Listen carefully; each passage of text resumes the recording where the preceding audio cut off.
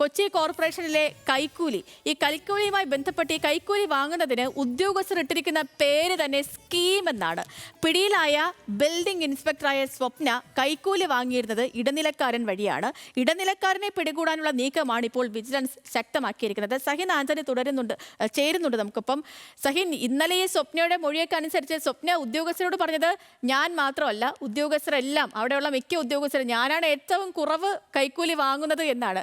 ഏറെക്കുറെ സ്വപ്ന പറയുന്ന കാര്യങ്ങളൊക്കെ സ്ഥിരീകരിക്കുന്ന തരത്തിലേക്കാണോ പോകുന്നത്? ഇപ്പോൾ ഈ സ്കീം എന്നുള്ള പേരിൽ അവിടെ ഒരു കൈക്കൂലി സംഘമൊക്കെ പ്രവർത്തിക്കുന്നുണ്ടെങ്കിൽ ഏറെക്കുറെ സ്വപ്ന പറഞ്ഞതൊക്കെ ശരിയാകാനാണ് സാധ്യത.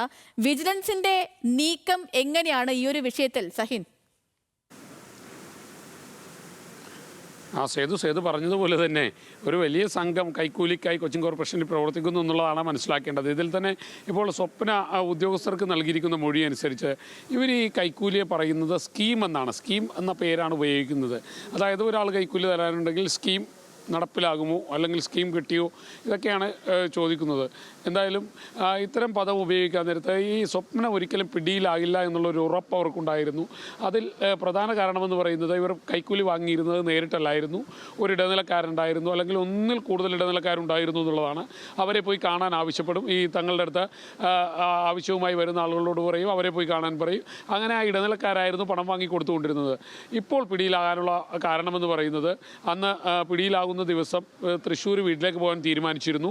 അങ്ങനെ വീട്ടിലേക്ക് മക്കളുമായി പോകുന്നതിനിടയിൽ കൈക്കൂലി ഇടനിലക്കാരനെ കൊണ്ട് വാങ്ങിച്ചാൽ പിന്നീട് ഇടനിലക്കാരനിൽ നിന്നും ആ പണം വാങ്ങേണ്ടി വരും. അതിന് സമയം തികയാഞ്ഞതുകൊണ്ടാണ് നേരിട്ട് തന്നെ പണം വാങ്ങി പോകാമെന്ന് തീരുമാനിച്ചത്. പക്ഷേ അവിടെ സ്വപ്നയ്ക്ക് പണി പാളുകയായിരുന്നു. എന്തായാലും വിജിലൻസ് അവരെ പിടികൂടുകയും ചെയ്തു. ഇനി സ്വപ്നയെ നാളെ വിജിലൻസിൻ്റെ കസ്റ്റഡിയിൽ കിട്ടും. 3 ദിവസത്തേക്കായിരിക്കും കസ്റ്റഡിയിൽ കിട്ടുക. അപ്പോൾ വീണ്ടും സ്വപ്നയെ ചോദ്യം ചെയ്യും. കൂടുതൽ കാര്യങ്ങൾ സ്വപ്ന പറയും. അത് കേൾക്കുമ്പോൾ നമ്മളടക്കമുള്ളവർ ഞെട്ടേണ്ടി വരുമോ എന്നുള്ളൊരു സംശയം മാത്രമാണ് ഇപ്പോൾ ശേഷിക്കുന്നത്. സേതു, ശരി സഹിൻ. അപ്പോൾ സ്വപ്ന പൊട്ടിച്ച കാര്യങ്ങളൊക്കെ ഇപ്പോൾ ഏറെക്കുറെ വിജിലൻസിൻ്റെക്കും എത്തുകയാണ്. കാരണം സ്വപ്നയുടെ നിലപാട് തന്നെ അങ്ങനെയായിരുന്നു, ഞാൻ മാത്രമല്ല ഒത്തിരി പേര് ഇതിന് പിന്നിലുണ്ട്. അപ്പോൾ അതുമായിട്ടൊക്കെ ഏറെക്കുറെ സ്ഥിരീകരിക്കുന്ന തരത്തിലേക്കൊക്കെ കാര്യങ്ങൾ എത്തിത്തുടങ്ങിയിട്ടുണ്ട്. ചുരുക്കത്തിൽ വിജിലൻസിന് പണി കൂടും എന്ന കാര്യത്തിൽ സംശയമൊന്നുമില്ല.